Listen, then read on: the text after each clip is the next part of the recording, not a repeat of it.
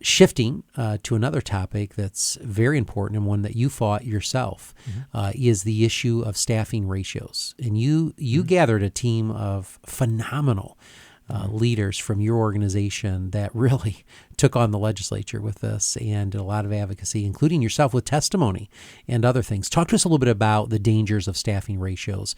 Are they important for hospitals? Are they not important? Should we have them? Should there be limits? Well, this is an issue that is front and center all across America right now. And in fact, it's front and center at the federal level with the current proposal to implement staffing ratios in skilled nursing facilities. And fortunately, we believe that either Congress or the Trump administration is going to unwind that Biden-era proposal. But to come back to the Michigan situation, JJ, as you alluded to, for the last couple of years, we had legislation that had been introduced. It was the subject of a hearing in the House Health Policy Committee. So this had traction. It had a lot of traction. Labor unions were pushing this very aggressively. And to your question about are these the right things? Well, we don't have a problem with staffing ratios as long as they're developed at the local level by hospital leadership and chief nursing officers who have access on a daily basis to information like the acuity level of the patients in-house, the training of the staff in-house, the technology that you may or may not have. The ebbs and flows seasonally, which is an issue in a lot of rural communities for sure. And you can make that decision on appropriate staffing levels unit to unit, shift to shift, day to day. That's right?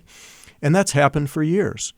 What we're talking about here is replacing all of that local expertise with a government-mandated one-size-fits-all approach, which we have argued does not make any sense at all. And fortunately, our colleagues in Lansing, for the most part, agreed with that. And as you saw, despite a real challenge during the lame duck session at the end of last year, we were successful and we prevailed and were able to You did curtail prevail, that. Brian, without your leadership, and I say this wholeheartedly, without your leadership in the work of MHA, I would be staring down some very difficult decisions of hospital closure, not being dramatic.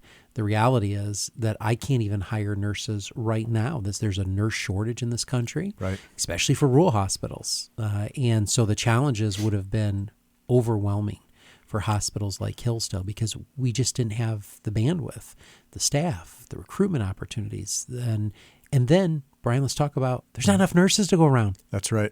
And this was really the most compelling argument in our advocacy, both the testimony, but also all of the one-on-one conversations we had with elected officials and certainly the site visits that we helped to facilitate where the story was told exactly as you just shared, JJ. Here's the real impact that this would have. And the impact is going to be lack of access to care because our hospitals, when they are not able to meet the letter of that new law, they are going to be forced to close down or restrict certain service lines. They're going to be forced to say, sorry, no room at the inn, because if we accept that next patient, we could run afoul of the law, and now we have licensure considerations to deal with. We have financial penalties to deal with, all the rest. And so we portrayed this accurately, in my opinion, as a real threat to patient access. You're exactly right. We have a nurse shortage. It's hopefully going to improve over time as we train more nurses with the public policy change in Michigan that we've accomplished and with new funding. But this is not an issue that gets resolved in the short term. It is not. This is going to take years to address. We hope new technology is going to be part of that as a force multiplier. So there's some things to be excited about. I agree. But we have to deal with the here and now. Absolutely. And to foist this sort of ill-conceived legislation on hospitals that are already struggling. Irresponsible. It would have been irresponsible. Yeah. And fortunately, as I said, our elected officials agreed, and we live to fight another day. We do. Well, prediction. I want your prediction. Nationally, a lot of us that are, with nursing homes, and this podcast reaches every state, those folks that are faced with the challenges of nursing home staffing ratios. Is it going to pass? So here's my sense. Now, as a result of the November election, we have a Republican administration, of course, in the White House and a Republican Congress, even though that is a very razor-thin margins in the U.S. House and Senate. We are going to unwind that skilled nursing facility staffing mandate. The question is whether that's going to be through an administrative act by the White House and CMS, or whether that's going to be through an act of Congress. The reason that we actually hope that's an act of Congress is because this actually saves the federal government significant funding if you were to unwind that staffing mandate. Which is a good thing because that savings can actually be applied towards these instructions that have been given to the House Energy and Commerce Committee to save all of this money to extend the Trump tax cuts, which of course expire at the end of this calendar year. So, JJ, as you and I have talked over the years, nothing in politics happens in a vacuum. Never. You always have to think about the other issues that are in play, either federally or at the state level, and how those impact each other. And this is one of those. Yeah. Brian, you've been an advocate for professionals practicing at what we call the top of their license.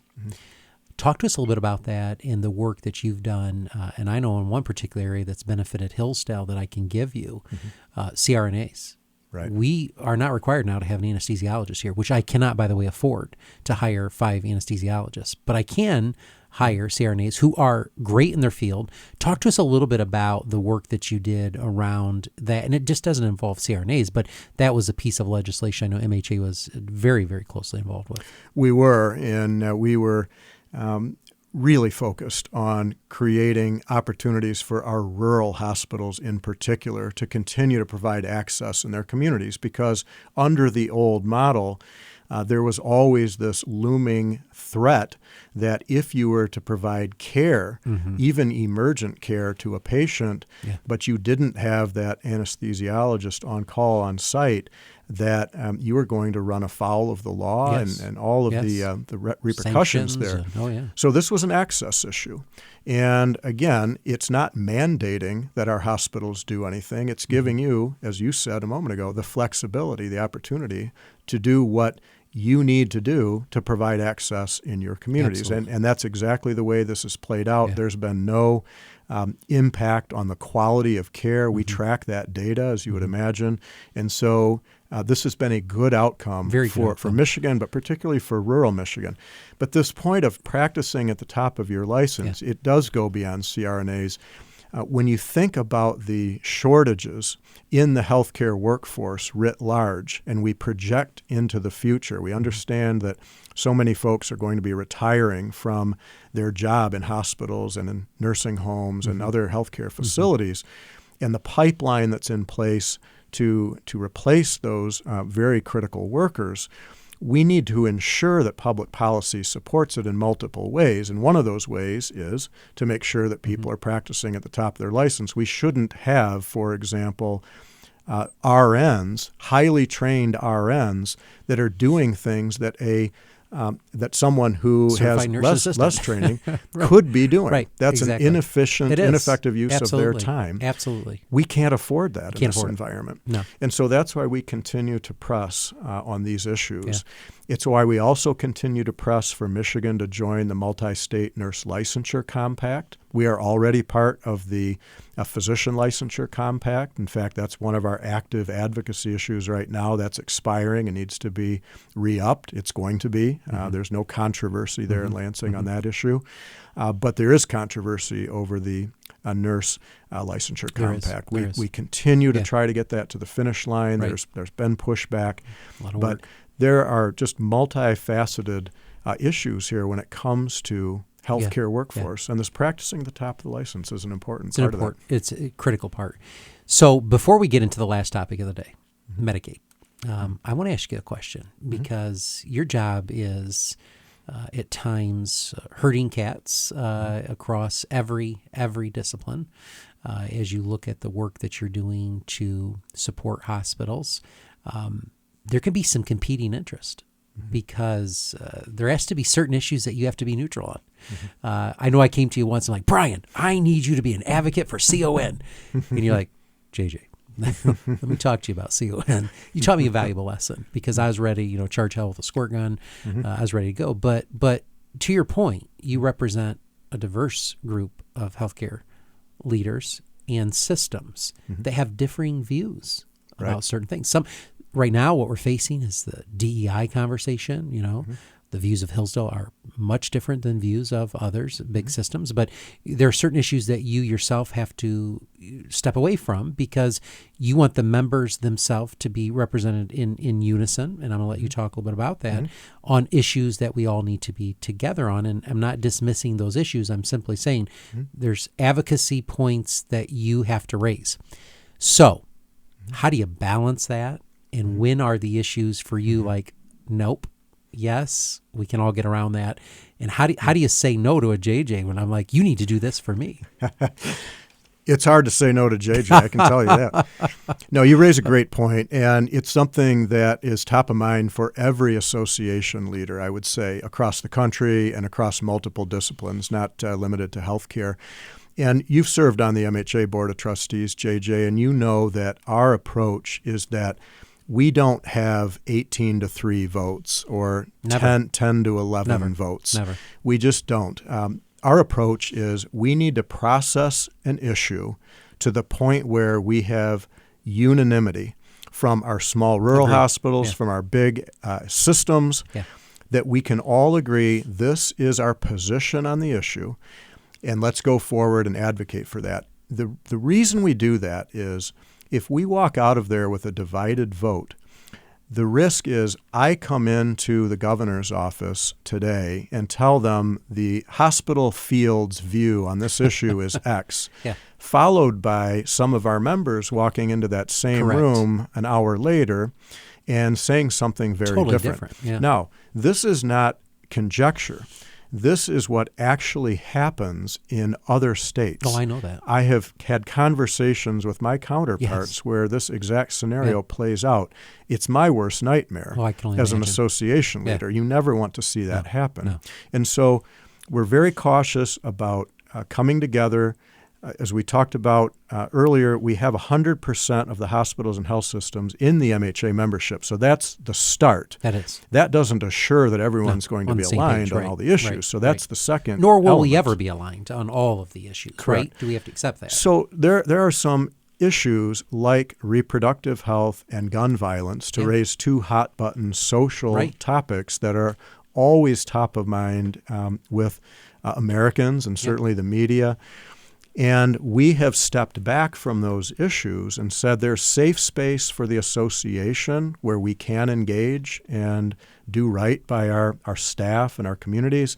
But there are also places where, you know what, the politics are different enough in our membership and the viewpoints are different enough. That's not our issue. And trust me, we're not going to run out of big picture topics on which we do agree. Where we can spend a lot of our time and energy. So let's put our focus there. And that's really, as a leader, what I try to do with our board. Sometimes that requires a lot of behind-the-scenes conversations, no question. Yeah, it was a remarkable conversation that I had about a month ago with another state's, and this was not part of our podcast. As you know, we did the state tour and interviewed all the CEOs of all the associations. It was fun. But this was not part of that podcast. This was just an independent conversation with a friend who belongs on one of the other state association boards. And he started telling the story, Brian, of the dissension and the arguments and the discord among the hospitals in that region, in that specific state. And I thought, sweet baby Jesus, thank God for Brian Peters. Because at the end of the day, we have never, in all of my years of experience, ever left that boardroom with conflicting ideas, comments, texting each other like, could you believe that? We've all been coalesced around the same mission, vision, and values that you've established as a leader. So I want to congratulate you for that. If you're listening today and you're in associations fighting, stop it. We now more than ever must come together unified on important issues that impact all of us. And I would just encourage you to allow your local hospitals to do what they need to do for their respective communities, but come together on the issues that we're all facing on a statewide and a national basis. Okay, that was easy stuff. Now we're going to get into the hardest topic of all. Medicaid. Let's do it. A lot of conversation right now in Washington and in Lansing and across respective states, right? States that have expanded Medicaid, states that have sought out special waivers. I'd love to spend an hour and a half talking about Medicaid and the intricacies of it, because every state has a different approach. Tax increments, limits, provider tax, the list goes on and on. But what we do know as of today, sitting in the studio, is that the House of Representatives in the United States House of Representatives passed a resolution, and there is a proposal for a reduction in the commerce budget of $880 billion, B as in boy, billion dollars, of which that is where Medicaid rests. That's the committee that it finds itself in right now, being debated. I believe, one of the most important programs in rural communities. Now, I say rural specifically because there's a disproportionate share, Brian, as you know, of Medicaid patients in rural communities than there is urban. That's right. Is that correct? That is correct. So the conversation around rural hospital boardrooms probably looks a little different, even though still going to have the conversations, a little different than maybe it does in the urban counterparts. But specifically for rural, as we face this disproportionate share of Medicaid that already was not paying the cost of delivering the service. Now we're being told, brace for the storm of our lives. Brian, this is very, very challenging for hospitals that already have no margin. Hospitals with maybe a 1% margin. To understand any percentage of cut to a population we're already serving, where we lose on every patient that walks in the door, historically, up until recently, what the work MHA did, but still no margin. We know in this business, no margin, no mission. Right. If we don't make a margin, one of my colleagues at the Michigan Hospital Association Board yesterday talked about the importance of the margin, reinvesting back in capital and equipment and those things. This is why we talk about tariffs and the impact of those on us. But talk to us about what's at the heart of this issue right now. What do we expect to happen, and how can we be advocates? Well, absolutely, and there's a lot to unpack there. Fortunately, as you know, we just yesterday were joined at the MHA Board of Trustees meeting by Rick Pollack, the CEO of the American Hospital Association, and so had a great opportunity to dialogue with him about the latest from Capitol Hill. But let me just set the context first, because I think it's important when we talk about Medicaid, and to your point, JJ, about the differences state to state. Here we are in Michigan, which is a Medicaid expansion state. That's relevant to this discussion because it means that more of our population is covered by Medicaid. Correct.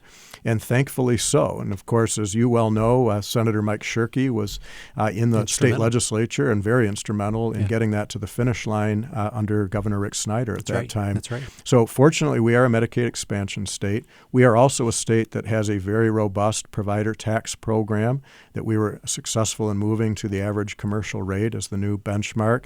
I just got that approved for the second fiscal year going forward, which is tremendous. So that's the good news. Also, when you look at Governor Whitmer's budget recommendation for the fiscal year that begins this October 1, and you look at the conversations we've had with leadership in the State House and State Senate, all of the MHA board identified priorities when it comes to the Medicaid budget are all in a good place. So that's the good news. We're starting out from a good place. Yeah. Now, you talked about what's happening in Washington, D.C., and you painted that picture. I think it's critically important for all of us to make sure that our elected officials understand, and to do that, you have to educate your community so that they are advocating on our behalf.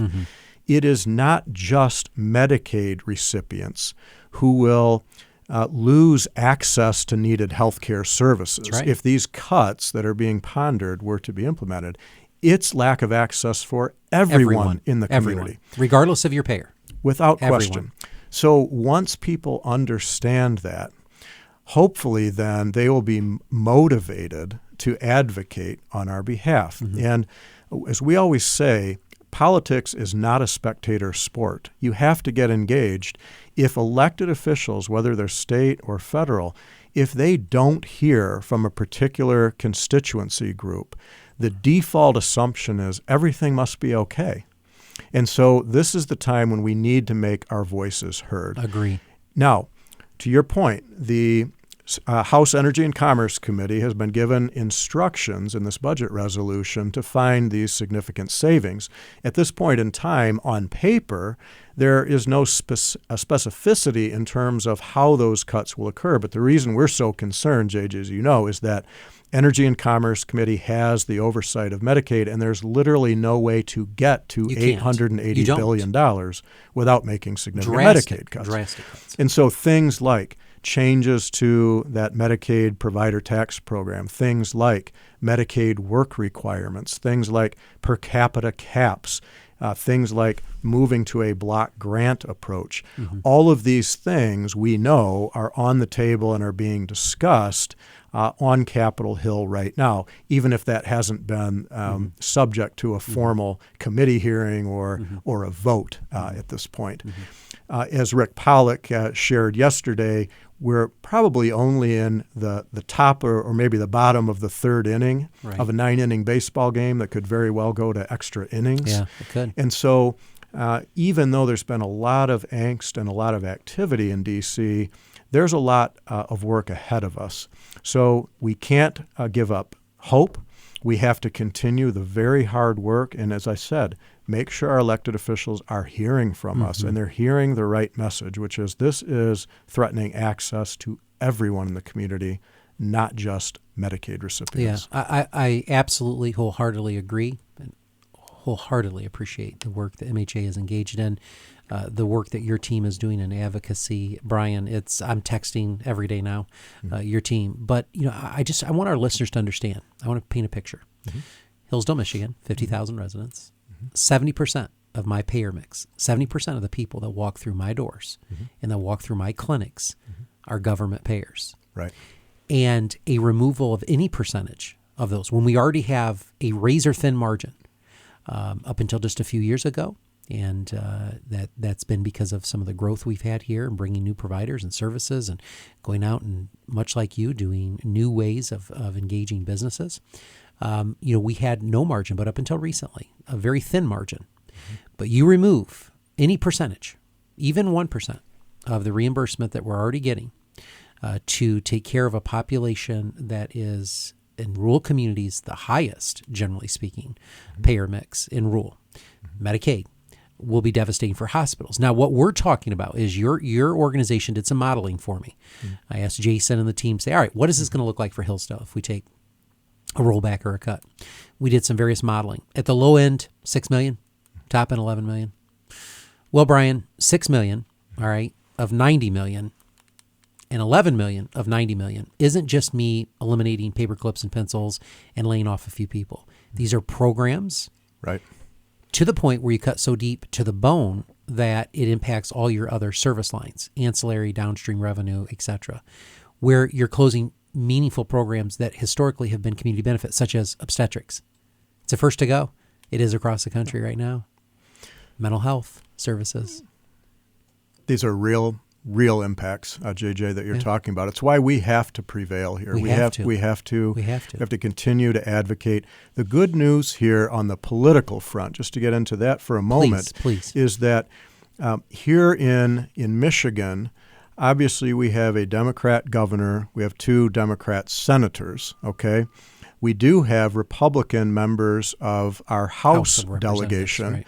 And I'm raising this because, of course, we have the Republican trifecta in D.C., Republican president, House, and Senate. Yeah. And so as these cuts are being pondered, who is the White House most likely to listen to? Well, potentially a Republican governor in a state that has similar concerns to what we've been discussing here in Michigan, who will say, Mr. President, this change to the Medicaid program will blow an enormous hole in my state budget that I can only fill with massive state tax increases, and I sure don't want to do that.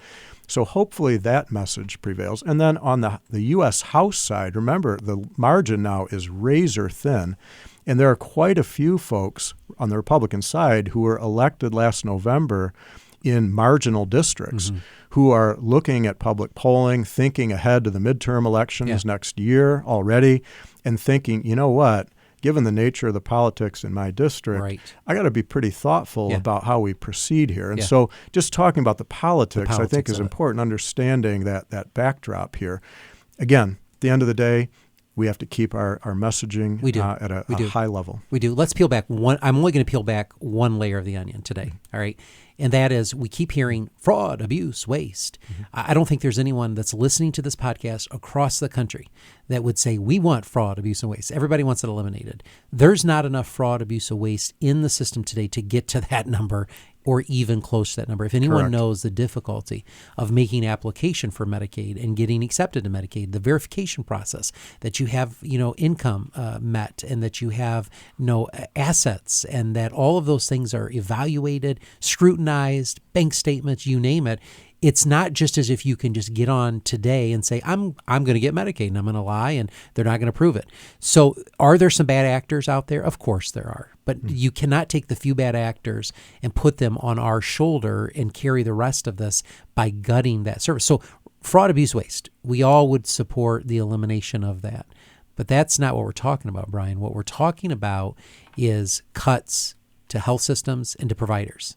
Can you talk a little bit about that? Because you're going to hear a lot of news clips saying, we do not want to cut Medicaid. We are not cutting the Medicaid program. And they're right. They're not cutting the Medicaid program, but what are they going to do if this happens?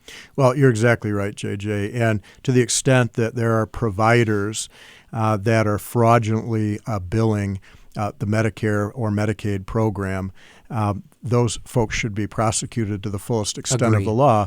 But you're exactly correct. There's not enough of that in the system to make up for these numbers that we're talking about. So here's the real crux of the issue, and it comes down to how are members of Congress defining fraud and abuse. Unfortunately, some on Capitol Hill would define our provider tax programs that are utilized in Michigan and other states as fraud and abuse, as ways to game the system. Right. I would push back strongly on that notion, because the reality is we've created a program that was designed to ensure that we could generate the appropriate federal match to adequately compensate providers who are for years and years providing 24/7, 365 care to Medicaid recipients at payment levels that fell well short of the real cost of care. Below. We have done everything we can to cobble together an approach that helps make us whole or gets us closer to whole. And I would also point out, these provider tax programs are utilized by virtually every state in the country to some degree or another. And they've operated effectively under both Republican and Democrat underneath both administrations. Fully vetted by CMS under Republican administrations and Democrat. That's right. So this is a program, I always say, if you were to wipe the slate clean in American healthcare financing and start over, would you design the system we have now? Well, of course you wouldn't. Right. But the fact that we have all of these programs in place, it's created an ecosystem, right? And if you pull out any one of those levers, you risk the entire structure collapsing. You sure do. Unless there's an incredibly thoughtful way to modernize that element.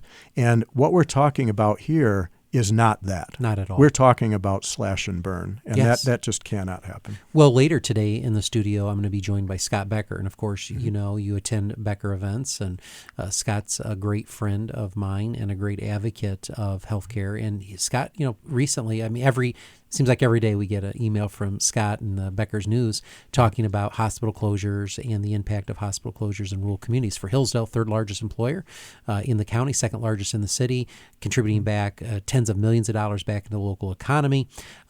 Devastating if a hospital's closed. But Scott Becker recently published some work that was done and demonstrated that over 580 hospitals would close.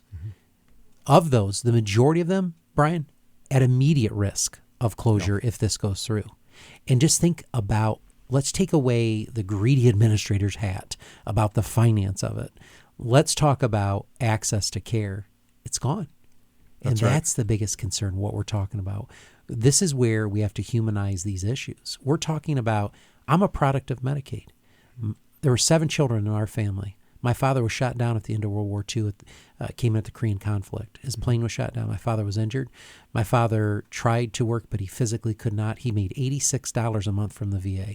My mother, upon birth of me, 7th child, was told that if she delivered me, that she would surely die. She had complications from my delivery that caused her pain the rest of her life.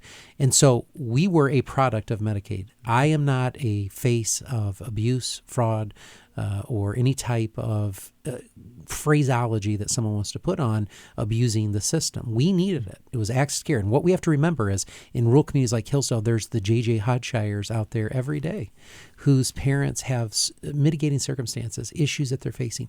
It's the worker at the gas station making $12 an hour, taking care of 3 children who is not, first of all, even offered insurance because they're under 50 employees. And number 2, can't go out on the marketplace to get that insurance because of the poverty rate in which they are located. So we have to be reminded every day that what the faces of Medicaid look like right here. Now, we're on a podcast. They can't see my face, but I am a product of Medicaid. I know the value of Medicaid for my family. My brother was a brittle diabetic. He needed services, health services. I needed health services growing up. Without that product, I don't know where I would be today. So we have to be mindful of the human side of it. And it's the right thing to do, to care for those among us who are the least among us, those who are the most in need, and absolutely get rid of the gamesmanship, get rid of the people that are going to abuse it or creating fraud. But the hospitals are not creating fraud. We're using programs that exist that are allowable by the law, just as much as I can claim all 4 of my children when I could on my taxes. It was allowable. I did it. It's not a loophole. It's allowable. And just like we are maximizing some of these programs to try to get back the most reimbursement we can. And even when we get that back, in many cases, Brian, it doesn't even cover the cost of delivering that service with the rising wages that we have, the rising supply chain. Just imagine now what tariffs are going to do, all the competition in the marketplace. Bottom line, the faces of Medicaid are what we have to be minded of. Well, that's right. And as it turns out, the MHA and many of our members are strong supporters of the Coalition to Strengthen America's Healthcare. And the Coalition is now running advertising around the country, particularly in key media markets. And the theme of that advertising is exactly as you said, JJ, the faces of Medicaid. That's right. And it's really painting a picture that hopefully corrects this misperception that some elected officials have about who qualifies for Medicaid and who relies on Medicaid on a daily basis. And it's children, it's veterans, it's farmers, it's people that are friends, neighbors, co-workers, loved ones. It is just a critical program for so many people, and that's what we have to keep front and center. We do. All right, so if you're listening today and you're in a rural community, your hospital, your providers at risk with this very dangerous proposal to cut Medicaid drastically. Yeah, you may have in your community Medicaid patients who have that Medicaid card in their purse, in their wallet, but unfortunately there will be no place to use it in the nearby area. I'd encourage you, speak out. Brian, locally in the state of Michigan, there's a way to do that. You can access a portal. You want to talk a little bit about how someone can advocate against this? Well, absolutely. The Michigan Health and Hospital Association has developed a website where you can actually go through MHA.org and the My Care Champion page. Very easy to find and navigate. All you have to do, JJ, is plug in your home zip code. It's amazing. And it will direct you straight to your elected officials, both the state and federal. You have a pre-populated letter that has information, our talking points about the issue. So it couldn't be easier to get engaged. We know that thousands of our colleagues have already utilized that site, which has been operational for some time now. So we would encourage you to visit www.mha.org. Thank you, Brian Peters, for joining us today. It has been a marathon session in the studio, and this is the longest I've ever kept you. I promise this will be the longest that I ever keep you, but these are issues that are impacting Americans across the country every day, issues that are so important for us to advocate for and against in certain areas. And your leadership at the helm of, I would say, one of the best hospital associations in the country. I heard that just the other day. I won't tell you who told me that, but someone very important told me that and said that we are the best association. I would agree with that. But it really goes back to your earlier statement. It's all about leadership, and that's because of you, Brian Peters. The work that you've done. If you leave, we're just going to follow you. So you're not leaving anywhere. You're going to stay right here in Michigan, working hard for Michigan hospitals, engaged as you are in the leadership of your team. You trust them, you give them the opportunity, but you also set a direction that's so important. Every time we're together for every year, strategic planning, it's powerful to watch how you work, how the team works, but you get around the hospital association board, and we're having open dialogue about things that matter to our community and ways in which we can help each of the consumers in our rural and respective areas. Not all rural, but I speak for rural, and I think that's very important. So Brian Peters, thank you for joining us today. You've been a phenomenal guest. You've stuck it out here in the studio, but thank you for the work that you're doing. I want to come back in a few months, maybe, and just give a great story, maybe some updates to these, like, hey, yeah, we got that through, this happened, that happened, and would you take that challenge on? Let's do it. All right, Brian, thank you so much. So we'd like to wrap up our new closing segment in Rural Health today with Rural Health recommendations. So for every guest that we have on the show, we ask them to contribute a recommendation on rural life and healthcare. Brian talked earlier today about his rural life on the boat, on the charter boat, and in a very rural part of our state of Michigan. But Brian, I want to go a little deeper. It could be a tip that I want you to give for someone who is working in rural health today who may be discouraged. Maybe you can give them some sage advice about, for such a time as this, they've been called to lead, whatever it is. But something that they can grasp, like is there hope? Is there a sense of a better tomorrow? Or what advice would you give them, sage or otherwise? Well, I appreciate the question, JJ. And I think about my own personal life and, the stress that comes with the job. And I always come back to how fortunate we are to have access to so many rich resources in rural Michigan. Now, for me, it's a 3-hour drive up to my home ground of Charlevoix, which I love. But for folks who live and work every day in rural Michigan, take advantage of that. Get outside, walk on a nature trail, hop on a boat. Do something where you're in the great outdoors, because there's something calming and centering about that. I can't tell you how many of the really impactful decisions that I've made occurred in those moments when I was able to clear my head and have some of that time outside. That's really, really important in my view. Rural Michiganders have ready access to that opportunity, so take full advantage. Yeah, they do. And I was speaking with a colleague of ours, Dr. Yara, and she was sharing with me that she rides horses. And I said, when in the world do you find time with a son that's in major sports and busy life, running a hospital? Do you find time? She says, I have to make time, JJ. And a few days a week, just for a half hour, 40 minutes, I ride around the farm, and it clears my head. I can focus. And I think that perspective is so necessary. So to your point, enjoy the rural nature of Michigan. Brian, it's been a great pleasure to have you today on the podcast. I look forward to having you again. Thanks for joining us. Thank you, JJ. Always a pleasure.